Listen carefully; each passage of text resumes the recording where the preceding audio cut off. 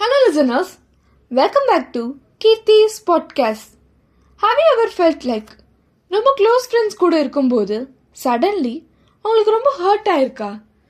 அவங்களுக்கு இது ஒரு ஜஸ்ட் நார்மல் ஜோக் தான், ஒரு ஸ்மால் திங். பட் உங்களுக்கு சம்திங் பிரேக்ஸ் இன்சைட். அந்த மூமெண்ட்டில் நீங்கள் ஏதோ ஃபீல் பண்ணுவீங்க, like something is wrong with மீன்னு, செல்ஃப் டவுட், கொஞ்சம் silence. Without even realising you go into your own world, silent mode. பேசணும்னு தோணும், பட் வேர்ட்ஸ் வராது.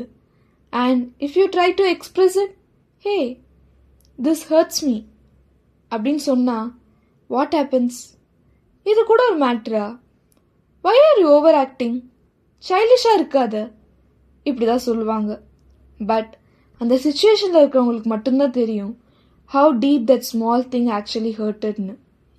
If you ever felt like this, just remember one thing. You are not alone.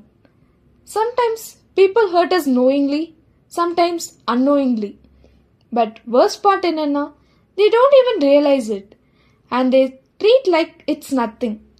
And that's when you started feeling lonely, frustrated, empty. But hey, listen. Those feelings permanent illa. It's just a phase. And the most important thing, first, stop searching for someone to recognize your feeling. Start recognizing yourself. உங்களோட feelings valid. உங்களோட emotions real.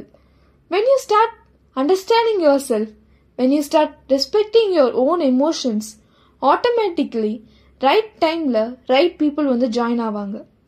People who will understand you, support பண்ணுவாங்க, and most importantly, they won't make you feel small. அது வரைக்கும் stay strong, stay true to yourself. Because right timeல right people வரும்போது they will never make you feel like you are not belong to them.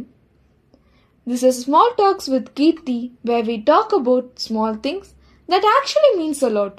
See you in my next Small Talks. Until then, bye bye, see you.